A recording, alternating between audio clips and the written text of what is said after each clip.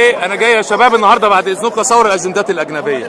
انت بتاع الاجندات الاجنبيه صح؟ انا بص انا محتاج اعترف ان انا كنت في امريكا وبعد كده اخدوني واشنطن دي سي جنب البيت الابيض يعني.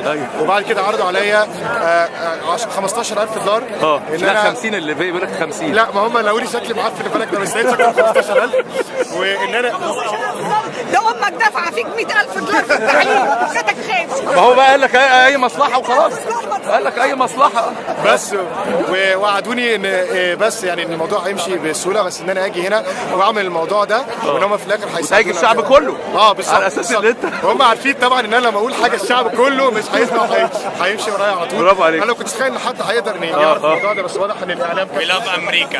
صح؟ We love America. عشان كده قاعد اسبوع. Chicago Bulls. I cheer for Chicago Bulls. I love Mr. Bush. بوش Bush. I love Mr. Bush. عايزين نرجع بوش. حضرتك برضو مع شيكاغو بولز ولا خدنا انتنسيف كورس ولا برضه الريد معاه بول؟ كنا مع الريد بول.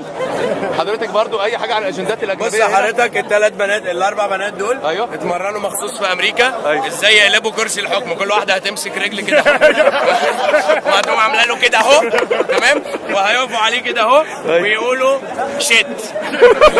كلمه السر شت. اتفضل يا جماعه.